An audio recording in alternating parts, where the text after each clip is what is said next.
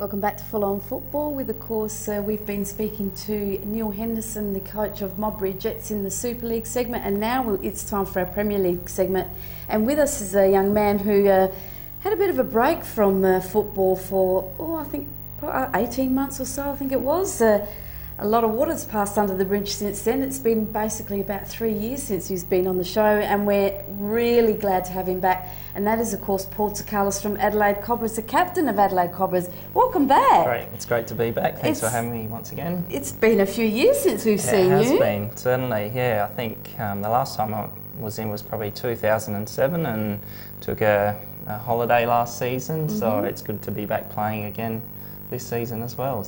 And we also have to congratulate you on your marriage. That happened as well in your time away from football. That's correct. Yeah, we did get married a couple of years ago, so there was a little bit of a belated honeymoon last season, a 3-month adventure overseas. But it's nice to be back and playing football again. But yeah, regards to my wife Jo, she's does spend a lot of time home alone, so we need to give her a bit of credit. Well, they do say soccer widows, don't they? Now look, I have to say your return to Adelaide Cobras has been magnificent. You've been performing each and every week, and we read out your name every week, sometimes with two goals to your name. You must be very happy with your form. Yeah, it's good to get back playing again. I guess initially probably the goals at the start of the season were just to get some regular games under my belt, but yeah, we have been popping a few goals away, which is always nice. But I guess a lot of the credit must go to the defenders and midfielders that have got us into the position where we are at the moment. And I guess probably going back from last season, towards the end of last season, we got on a bit of a roll, so it's good to see that form continue into this season. It is good to see that you've continued on with that, and as I was saying to you beforehand, you did quite a big recruitment into your club. I think there was about 8 or 9 new players that you signed to the club. Maurice Natali, obviously last time you were with the club, he was not the coach. I think he had Johnny Harpus back then. Yeah, no, I think I played 1 season under Morris, and then took the following year off. But certainly with Morris coming into the club and Ray Dealey as the assistant coach, we've certainly attracted a lot more players, and I guess the results are starting to tell. But yeah, certainly we've improved a lot over the last 3 seasons that Morris has been head coach. You have, and it really is. When we see these results, you really do mean business. Now there is obviously the big push to be promoted. So how are you facing up? Like what was the general objective at the beginning of the year for you guys? Yeah, I guess from a team perspective, we were aiming to, if not finish first, then at least ensure that we do finish in the top 5. Obviously, we know that there's that automatic spot that goes into Super League. But if we couldn't achieve that, then it was getting a position in that top 5. But we certainly have changed our focus a little bit, considering the position we're in at the moment. But yeah, from our perspective, we've probably only been extremely satisfied with the last 2 to 3 games where we've actually put together a full 90 minutes. But prior to that, we have played in patches. But yeah, it's good to see that we can get the 90 minutes, the full 90 minutes out of the 11 on the park. Now, obviously, you had Croydon and White City being relegated down to the Premier League. Now, White City started off very well, but unfortunately, as we know, we've got those 3 points that are going to be deducted. Croydon have had a bit of an up and down season, but you guys have performed well, especially over the last few matches. Have had some very convincing results. Yeah, I guess the scoreline has been convincing, but the way in which we've come about the scoreline hasn't been probably as convincing as the scoreline. We have played really well in patches once again, but the last couple of games we've played the full 90 minutes.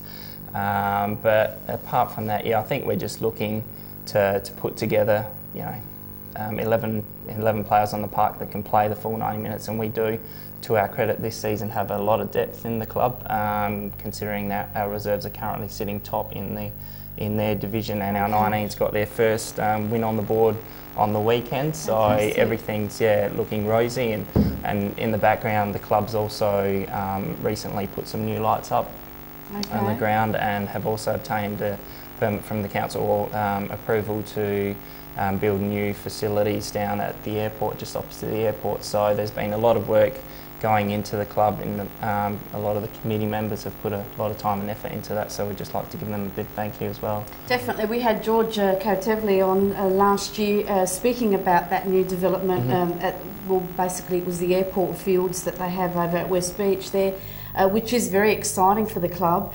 I was going to say,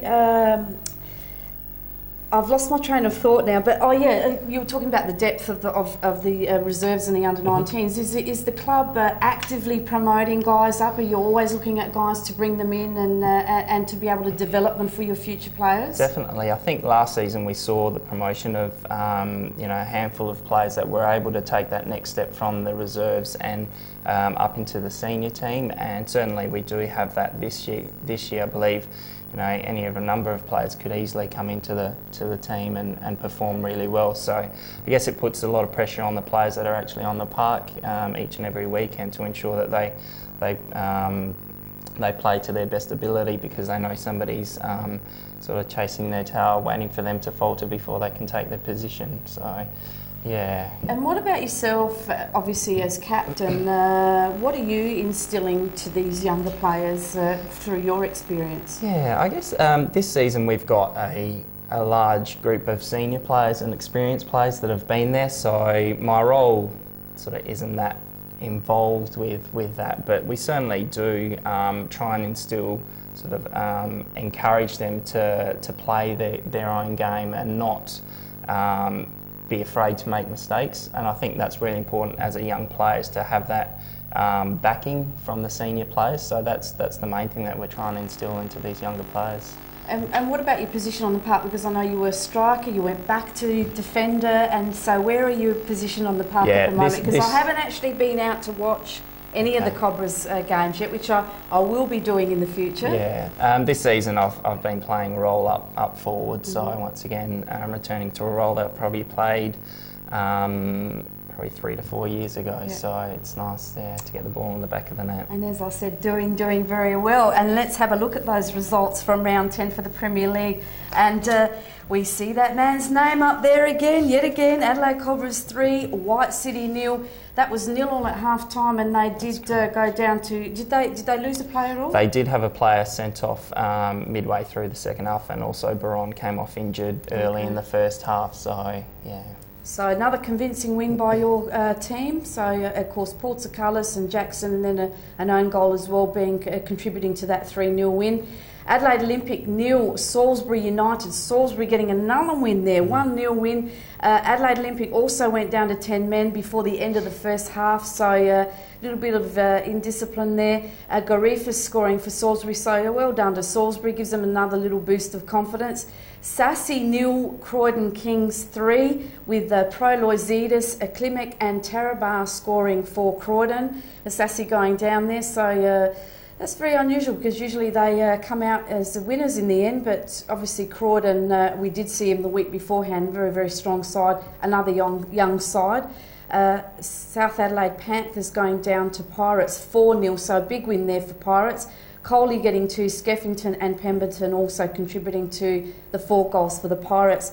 And Adelaide Comets 0, Cumberland United 2, with the McDonald brothers. Now, the footage that we did take about 3-4 weeks ago saw how dangerous those McDonald brothers can in fact be. So here we go, both of them have scored in this match. And Neil, I hate to remind you this, but you may need to look at this closely, because it may be a situation you might find yourself in next year. Yeah, well, I know you don't want to think about that, but... it's on the radar. It's on the radar. Destiny's still in our own hands for another week or Definitely. 2, and if we are successful in the next couple of weeks, I think we'll be fine. It's all in the mind. We've got the quality. Well, the last few years you have managed to stay up, so we'll see what you can do in the next few weeks. Let's have a look at the table after round 10 also for the Premier League and see just about where everyone's sitting. And it is just starting to... Teams are just starting to pull away a little bit here. We've got Cumberland up on top on 21 and Cobras on 20. So you're right up their heels, Paul, doing very well. Both of you on 6 wins, so fantastic stuff there. White City on 18 points, which in actual fact is 15 if you're deducting the 3 points. Adelaide Olympic on 17, Croydon on 14, Pirates on 13. So basically that's the middle of the table there. And then we've got Adelaide Comets on 11, Sassy on 10, Salisbury United on 9 now.